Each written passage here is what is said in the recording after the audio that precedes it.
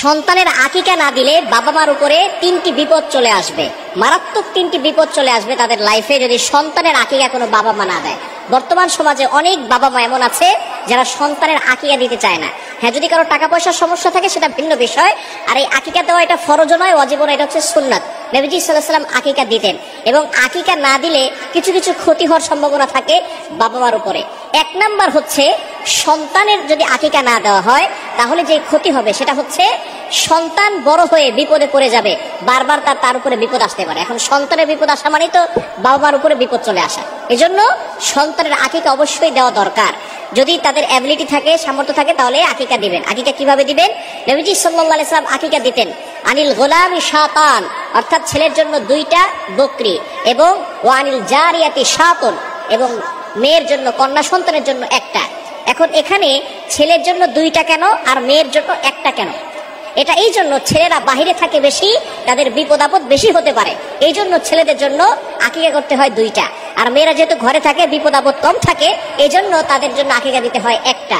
এই জন্য আকিকা যদি কোনো বাবা মা সন্তানের জন্য না দেয়, এই সন্তানদের উপরে মাঝে মধ্যে বিপদ চলে আসে।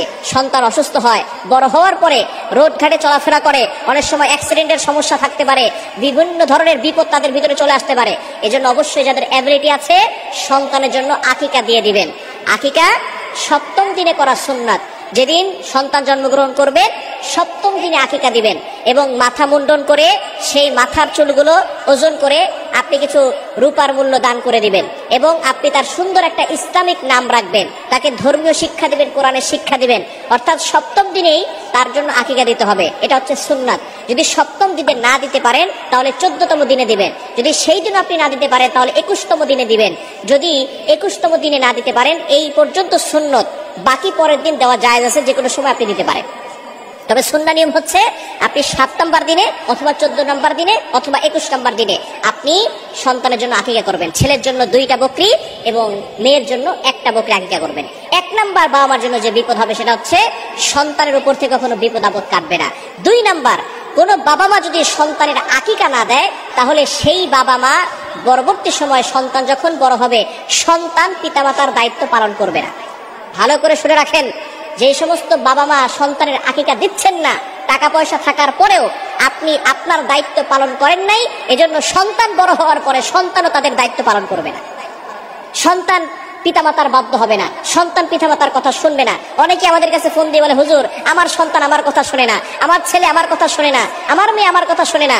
সন্তান জন্মগ্রহণ করার পরে আপনি তার আকিকা দেন নাই, তার দায়িত্ব পালন করেন নাই, এজন্য সন্তান বড় হয়েও আপনাদের দায়িত্ব পালন করছে না। এজন্য অবশ্যই 2 নম্বর বিপদ হচ্ছে সন্তান পিতামাতার বাধ্য হবে না। এবং 3 নাম্বার সেটা হচ্ছে সন্তান পিতামাতার ব্যাপারে কিয়ামতের ময়দানে শাফায়াত করবে না।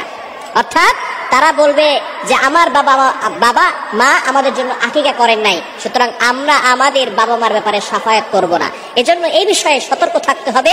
সন্তানের জন্য আপনার অ্যাবিলিটি অনুযায়ী আকিকা করবেন। ছেলে হলে 2টা ছাগল, আর মেয়ে হলে 1টা ছাগল দিয়ে আকিকা করার চেষ্টা করবেন। হ্যাঁ, যদি কারো টাকা পয়সা না থাকে তাহলে নিজের প্রতি ফরজ করে নেবেন না, ঋণ করে তারপরে এটা করবেন না। অবশ্যই নবীজি সাল্লাল্লাহু আলাইহি ওয়াসাল্লাম এটা করেছেন, এটা হচ্ছে আমাদের জন্য সুন্নাত।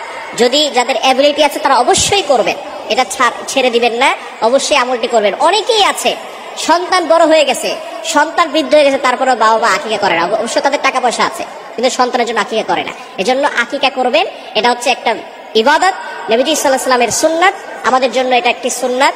সন্তানের জন্য আপনি খুশি হয়ে কিছু একটা জান কোরবান করে আল্লাহকে খুশি করে কিছু অসহায় মানুষকে, এতিম মানুষকে আপনি নিজেও আকিকার গোশত খেতে পারবেন, এতে কোনো সমস্যা নাই। এজন্য সন্তানের জন্য আকিকা করবেন। আল্লাহ পাক রব্বুল আলামিন সন্তান থেকে বিপদ আপদ দূর করবেন, সন্তান পিতামাতার বাধ্য হবে এবং কিয়ামতের ময়দানে শাফাআত করবে। আল্লাহ তাআলা আমাদের সকলকে সঠিক বুঝ দান করেন।